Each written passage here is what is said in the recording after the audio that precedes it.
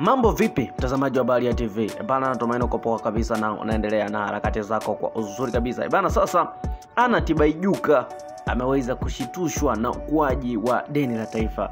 Ameandika kupitia ukurasa wake wa Instagram taarifa ifuatayo, sema je, deni la taifa ni himilivu kweli? Kuna vigezo viwili vya kuangalia. Kwanza ni mtazamo wa mapato ya serikali yanayotumika kulipa deni. Hapa tumeelewa, kwani hadi Juni 2024 Tanzania ilitumia 44.3% ya mapato yake ndani kwa ajili ya kulipa deni la umma, ikavuka kabisa kiwango cha juu kilichopendekezwa na IMF na Benki ya Dunia ambacho ni 18% kwa nchi zenye uwezo wakati wa kubeba deni, na hivyo kuathiri uwezo na uwekezaji wa serikali katika huduma muhimu kama elimu, afya na miundombinu. Barabara nyingi ziko hali mbaya na makandarasi wengi hawajalipwa, na baadhi wamefirisika. Vijana waliojiajiri kama makandarasi hawawezi kuimarika ikiwa hawalipwi katika muda kwa huduma wanazozitoa. Kigezo cha pili ni uwiano wa deni kwa pato la taifa GDP.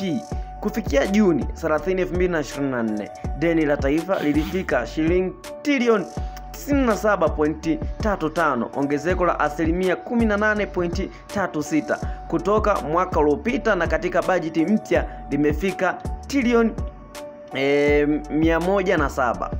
Hata hivyo, uwiano wa deni kwa pato la taifa GDP ulikuwa ni 30.8, nchi ya kiwango cha hatari cha 55 kinachotumiwa na IMF kwa nchi zenye uwezo wakati wa kubeba deni. Hii ina maana kuwa kwa sasa ukubwa wa deni ukilinganishwa na uchumi bado uko katika viwango vinavyokubalika na wakopeshaji, hasa kwa maslahi yao. Tathmini ya hatari na uendelevu wa deni. Kwa mujibu wa wachambuzi wa pamoja na IMF na Benki ya Dunia, Tanzania bado iko katika hatari ya kati ya kushindwa kulipa deni la nje, moderate risk of the debt distress. Ingawa uwiano wa deni kwa GDP uko chini, ongezeko kubwa la sehemu ya mapato ya serikali linalotumika kulipa deni linaashiria ongezeko la mzigo wa deni kwa muda mfupi. Kiujumla, ni kweli Tanzania bado ina nafasi ya kudhibiti deni lake kwa mujibu wa viwango vya kimataifa, hasa ikizingatiwa uwiano wa deni kwa GDP. Uwazi, nidhamu ya bajeti na ufuatiliaji wa matumizi ya fedha ni muhimu ili kuhakikisha uendelevu wa deni na kulinda huduma za msingi kwa wananchi na kuepuka kuwabebesha mzigo wa kodi na tozo za viwango vya juu, ameandika Profesa Anna Tibaijuka, mtaalamu wa uchumi, mwanasiasa, mbunge na waziri wa zamani wa Tanzania. Bana, comment ni nyingi sana, basi wacha nikusomee baadhi ya comment ambazo wadau mbalimbali wameweza kucomment. Wa kwanza kabisa anasema Watanzania wote tumeshtuka isipokuwa wabunge, no reform no election. Anasema Kenya mpaka sasa wanadaiwa trilioni 10 tu. Anasema CCM namkubali mtu mmoja tu, Luhaga Mpina. Huyo ameandika no reform no election. Lakini anasema hivi Dugai alisema hii nchi itapigwa mnada, mnafikiri alikuwa anatania?